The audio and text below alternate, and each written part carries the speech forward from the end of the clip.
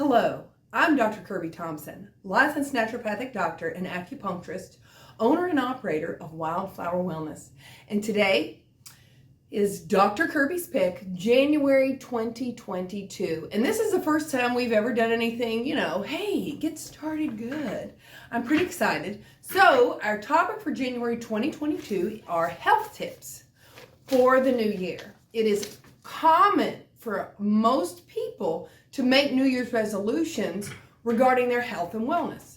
And remember, your health and wellness is both spirit, soul, mind, body, emotions, in that order.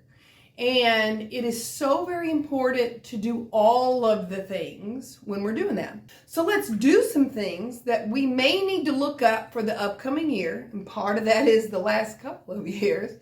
But let's also look at some usual things, some normal things, some common things that people do in order to make healthy resolutions for the year. And remember, a year is a cycle, and you got to just keep on keeping on. Health is persistence and consistency, right? So just because you change it for 2 weeks doesn't mean it's going to be great. You have to persistent with it over time. So let's talk about diet first. That's a great example. I know a guy. He has lost over 50 pounds in 1 year. Resolution, right? He was going to put all of the things he ate in his diet app. Well, Lord have mercy, lo and behold, 1 year later, he's over 50 pounds lighter. So he's really not watching what he eats. So who knows if his health actually changed, but he is thinner because he's only eating a certain number of calories. He's exercising. But remember, I'll say this more than one time, diets are not one in the gym, they are one in the kitchen. The gym, yes, can help you lose weight, but it does so much more. And we'll talk about that in a second. Now, as far as diets go, there are some tips to remember as you not just want to lose weight, but remember, you are literally what you eat. It's what you are persistent and consistent with that changes you one way or another, right? Out of a good heart brings forth good things. Whether you could do good diet, you could do anything there. And of an evil heart brings forth evil things, processed foods, cheese foods, all those things that are really not normal foods, but made foods, processed to where they taste good. And Lord knows, I love those too. Remember, we still have holidays, birthdays, Super Bowl, but remember, your birthday doesn't last for a month or a week. It lasts for a day. So take that also into consideration. One girl came in the office and we talked. I said, well, your birthday doesn't last for a week. And she said, you're right. But can I have a weekend? I said, maybe a day or two. I said, but everything in moderation, even moderation. I like that. So, diet tips for 2022. Number one, we're going to do diet. Eat 7 colors a day. Avoid eating too much fruit. Remember, refined sugars really can be hard on the body, especially because insulin is very estrogenic. It propagates growth, right? Growth of things. We do need a balance of insulin, so it's really important. And in ancient cultures, they didn't really have processed sugar, but they did have, figs, dates, other types of sugary fruits. And when they ate too much of it, they actually had the similar problems that we do today because they were extravagant in what they did. Yeah, absolutely. Now, diets. Pick one. I think one of the easiest ones for people to get started on is Paleolithic diet. If you have an autoimmune problem, there's the AIP, Autoimmune Paleolithic Protocol, which is much harder. But start somewhere if you've never done anything. It may be great for you to get food testing. If you do, give us a call. We'll get that in. There are other diets. There are long lists of diets. Ketogenic, Mediterranean. But remember, diet is medicine. Food is medicine. And so make sure you pick a diet that is going to go in the direction of your health for your conditions. And if you have a problem, we will help you. Schedule your appointment today. Now, calories. Calories are big things that I see that when people start a diet, they can eat half to 3/4 of the amount of calories that it takes in order to maintain their bodies. So they start to feel tired, depressed, and just can't go. So make sure you're eating the number of calories that are appropriate for what you're doing. And I like the diet apps. I think they're great. I use one myself. I think it's really important for me in order to go forward in my health to keep up with what I'm eating. Both macromolecules, carbohydrates, which are carbohydrates, proteins and fats, as well as, actual calories. You can go on a ketogenic diet, but if you eat too much calories, and fat is high in calorie, then you could gain weight. I actually know a girl who went on a ketogenic diet to lose weight, and she gained weight because she didn't watch what she just started eating. It's not carte blanche. So just know what you can handle. If it's not working for you, you're fatigued on that diet, switch diets. It's just important for you to pick one and avoid the processed foods. Eating out, limit it.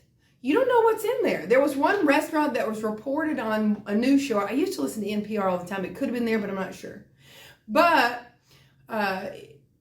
you really just don't know what's in those foods eating out.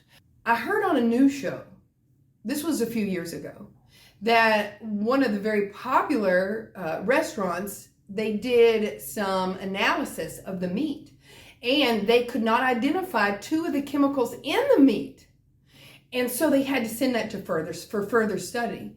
So, you really don't know what you're eating. You could be getting extra fat. I'm doing a special, of course, cleanse for the first 21 days, which we're going to talk about here in a second. And we went out to eat the other day, and I ordered steamed broccoli. Well, it didn't say they're going to put butter on steamed broccoli, but there was this huge amount of butter, and it could have been a butter-like substance. If it's margarine, then that's really, nothing will grow on there. And I heard John Paul Jackson say one time that he knew a cancer researcher, and the cancer researcher had said that margarine was great to grow cancer on. So, you don't know what you're getting. It's fun to eat out. It can be a great exercise to build intimacy between you and your husband. And also family energetics. It's great. I go out with my family, but limit it. We go out about once a week, sometimes twice if we're really busy, but we try to make good choices. And then, of course, there's always birthdays and holidays. Like I said, everything in moderation, even moderation. Food types. No matter what you choose, make sure you're getting plenty of fiber and vegetables. Between 8 to 12 ounces of fish per week. Is red meat bad? It depends on where you get the red meat. A grass-fed meat can have the same fat ratio as does a salmon, in some studies have shown. So it also depends on what you tolerate and what you're sensitive to. I like a blood type diet. I'm an O. O's like red meat. I do eat red meat.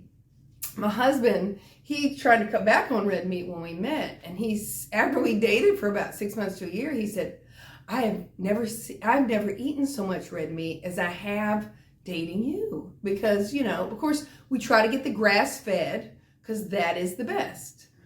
Now, carbohydrates. Carbohydrates is a food group that is necessary to run your body.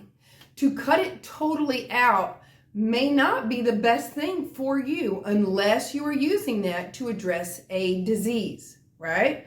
So there are times when you are having problems. Quite a few years ago, I was having an issue and I went vegetarian. For about 1.5 years, doing great. After 1.5 years, I started feeling not so great. So I thought it was time for me to add meat back in. I added meat back in, I felt great. There are different diets for different seasons. But remember, with carbohydrates, make sure you stay with low glycemic fruits, vegetables, and brown sugar. And avoid highly processed foods. If you're having a problem with insulin resistance or diabetes, the really sugary fruits may not be the best option for you. Fats are great. Just make sure they're the right kind and make sure you're taking care of your body so that your fats don't become a mechanism to start havoc in the body. So you have to get that inflammation down. Now, diet. So we had diet first. Number 2. Oh, let's talk about the 21-day cleanse. Often people do a cleanse. I like to do a cleanse the whole month of January, sometimes into February. And some of that is some supplements that I'm on. And some of that is the actual diet that I do, right? So there's different diets. Right now, I am doing the 21-day prayer and fast with the Church of the Highlands in Birmingham, Alabama. I think it's wonderful. It's between the hours of 6 a.m. and 7 a.m. every morning. If you Google 21-day prayer and fasting, Church of the Highlands, it'll come up. Google it. DuckDuckGo it. Whatever you use and do it. And it's actually great. We're just started week 2 and the theme is really faith. And it's been very great, right? But a lot of churches do a 21-day fast. And a lot of companies do. A couple of the 21-day fasts I really like, of course, is the Standard Process. Designs for Health is good. And those are probably 2 of my favorites that I have done so far. But the Standard Process one, man, it is really good. It can be tough, but remember, the tough is where the action is. That's good. Oh, let's talk about supplements. Supplementation. So a lot of people are wondering, what supplements do I take? Well, at Wildfire Wellness, remember, we believe in individualized medicine. So I often say, people are like snowflakes. There are no 2 alike. So individualized protocol, what you're taking for who you are and how you present and what you want in your health. Remember, you can have 10 different people that take CoQ10. It may help 5 of them, it may help 2 of them. Feel better, right? It depends on what you're doing.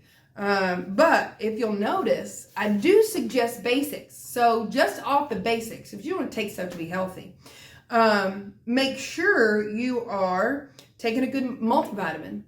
CoQ10 is on my basics.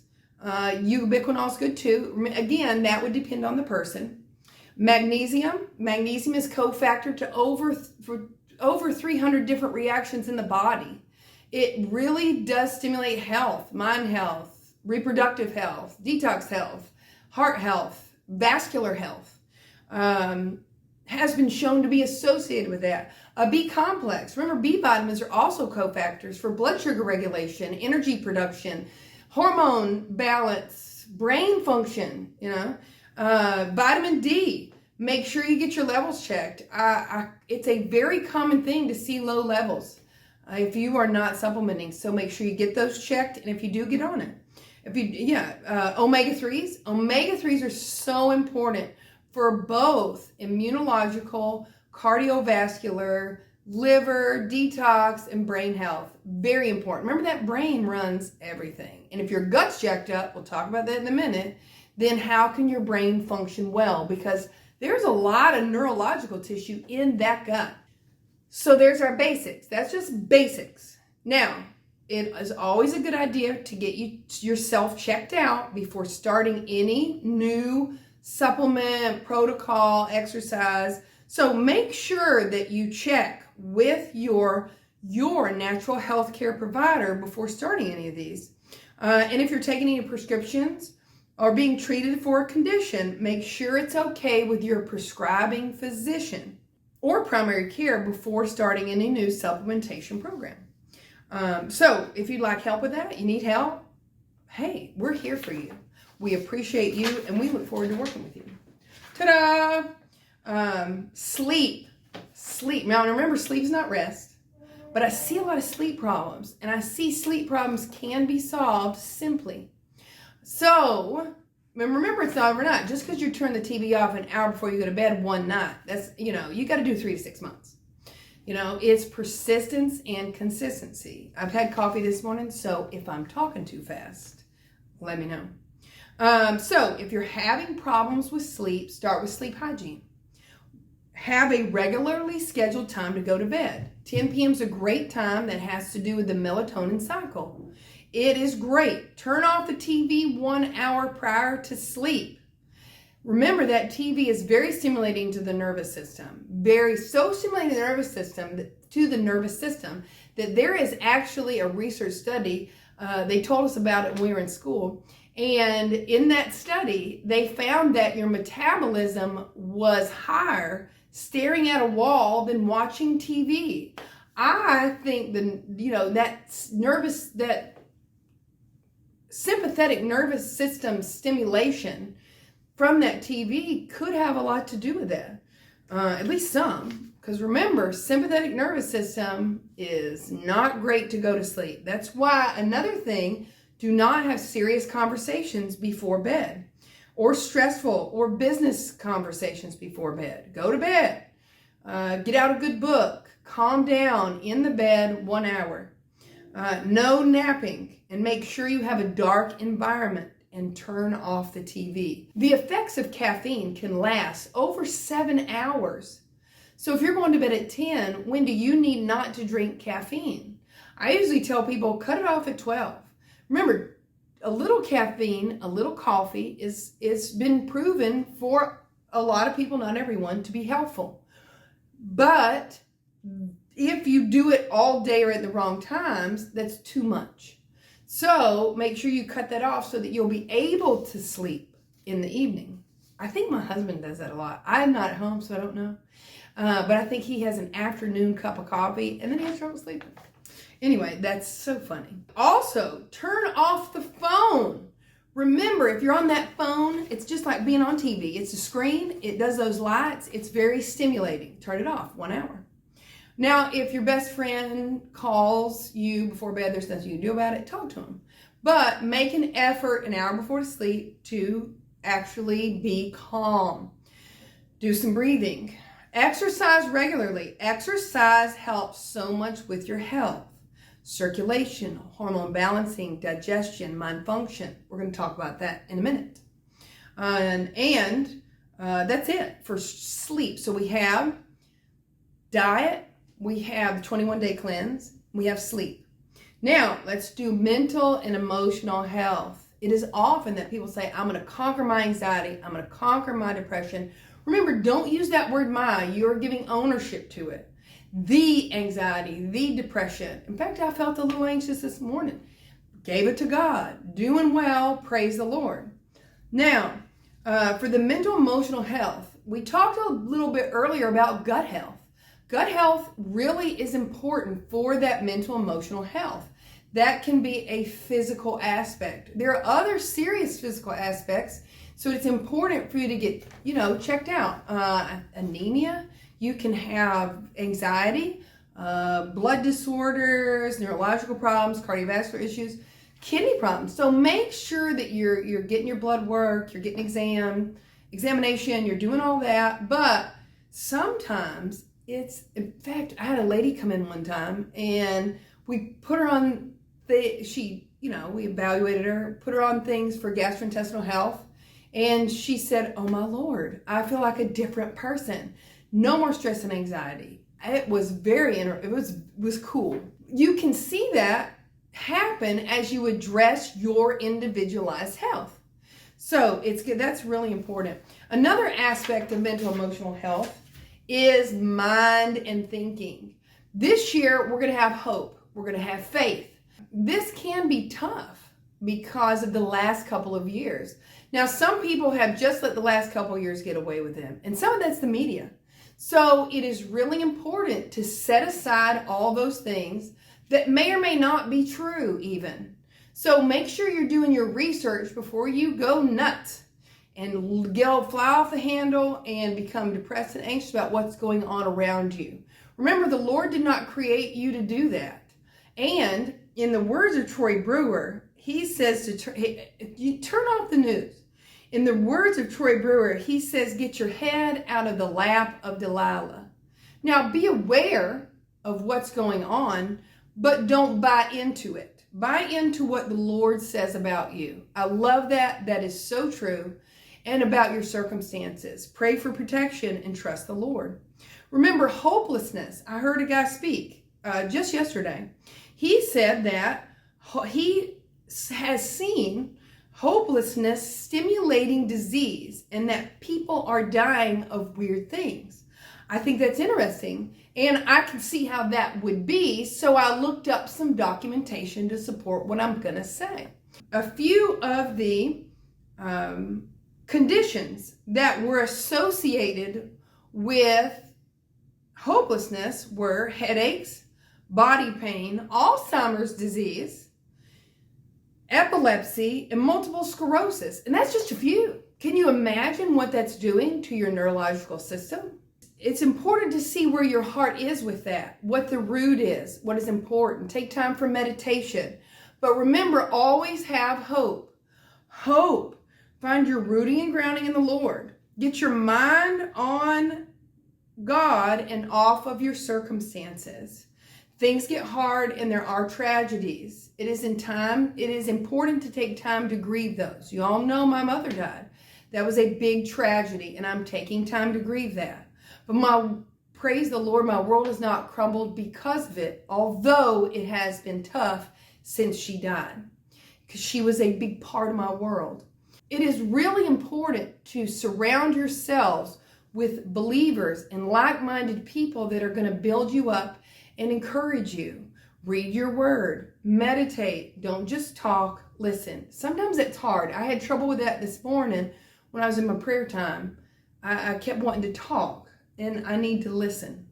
So I pray, it's seasons. Seasons are important. What is God trying to tell you? And if you miss it, pick up the last thing God told you to do and get in your path. Remember, it is important for you to find your tribe and get involved, get on with your assignment. You have purpose and assignment. And when you get off your purpose, you don't fulfill your assignment. And then you can have depression and anxiety. Next, exercise. It is important to remember that exercise is a big part of your health. It is great it can help with weight loss, but remember, I'm going to say again, diets are one in the kitchen. So what does exercise help with? Mood. If you're feeling that anxiety, depression, go work out. Pain, memory, energy, libido. What's libido? Sex drive. Increasing lifespan, increase in balance immunity, balancing insulin levels and blood sugar management, strength, building strength, which can help with osteoporosis, reducing risk of some cancers, cardiovascular health, and detoxification. These can be and are associated with some benefits of exercise. Now, here is a common thing that I see with people going to exercise. They think they have to do a 45-minute workout, hour workout. They must be in the gym for an hour and a half. Hey, if you haven't worked out in a while, or if you've been sick and you're convalescent, getting better, then start with 10 minutes, 15 minutes. Work your way up. It's not that you do it like you've been doing it for 35 years or like you're 22 years old. It's that you actually make the effort. So what you want to do is reproducible exercise. What's reproducible exercise? Reproducible exercise is however much exercise you can do and rest for 10 minutes and be able to do that again. That is good for your body, or it can be. Now, we'll tell you some things at the end, but it is really important to not wear your body out. A lot of those people doing those crazy exercises, working out 6 hours a day, that is, they're getting paid to do that. Over-exercising can be just as detrimental or more so than under-exercising. So make sure that you're doing what your body can do, which, hey, may not be, a lot at first, but you should be able to grow. Now, if you have a health condition, make sure you check with your doctor, naturopathic doctor, before you start, because they may be able to give you some guidelines of how to begin, and then as you work with them, how to progress. So what do you need to remember? I love a list. Start slow. 15 to 20 minutes of reproducible exercise is great. Avoid overlifting. Get some variety. And take your time. Rest. I often see people, they are, especially after the first of the year, 7 days a week. And does not give your body a chance to rest. There's no build up there. It's just break down, down, down, down, down. Eventually, you're going to get worn out. In variety, make sure you're doing weights, cardiovascular exercise, calisthenics, stretching. It's very important. And remember, the body can be complicated, but it has a lot of things that it needs. So, if you're going to exercise 4 days a week, there you go. Cardiovascular, weights, calisthenics, and stretching. I think I do that. I have slacked off on the weights a little bit, but I'm going to get back to that because that's great for, as a woman, for my testosterone, hormone balance, and it's also great for helping me prevent osteoporosis. The biggest part of exercise is to listen to your body. If it's your day to exercise and you are exhausted, can hardly put one foot in front of the other, do you think it's great for you to go exercise? No. If you're just a little, you wake up and you're groggy, that's not the same thing. You know what I mean. If you feel like you're coming down with a cold or, upper respiratory sinus issue, whatever, take the day off. It's only going to exacerbate it if you wear out your energy. Your body has so much chi. So listen. Okay, and the last and final thing we're going to talk about is relationships. And it is often, people want to join a church, get involved in these groups, all that type of thing in the year to come. Now, relationships can be a huge part of mental emotional health. And as we grow, you all know that I'm in my 40s, don't tell anyone. As we grow throughout our lives, we often have relationships, experiences that can project into the ones we have now. It is important to get past that in your resolution.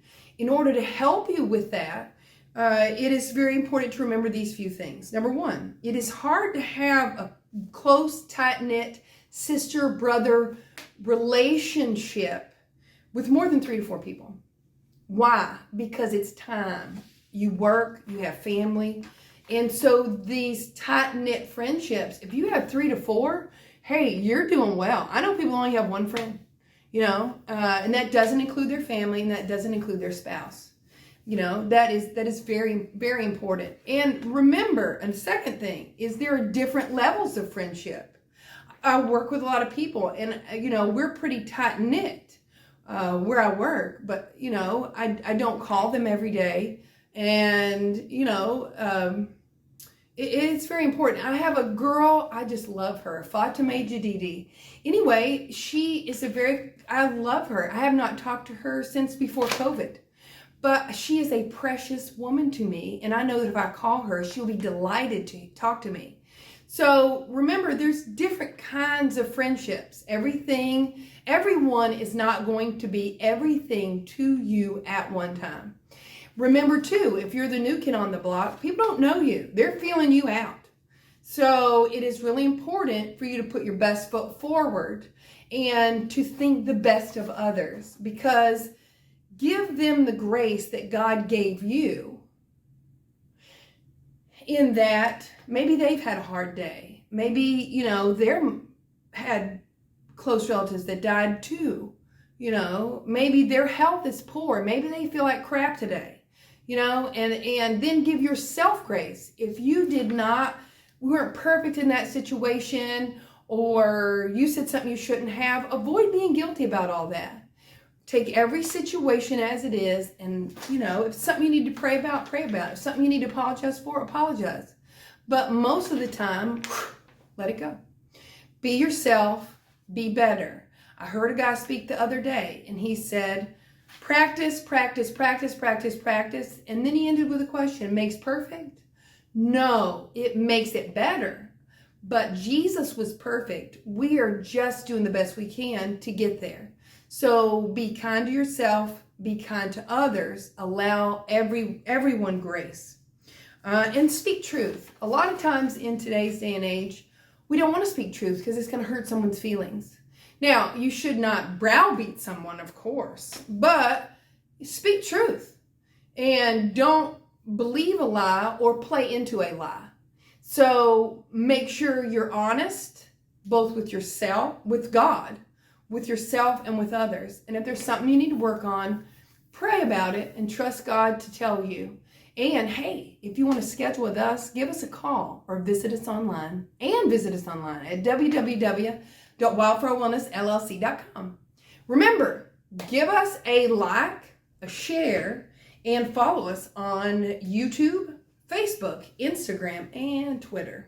I think we're still on Twitter. Anyway, give us a call. We appreciate you. We love you. We wish you a blessed and prosperous new year.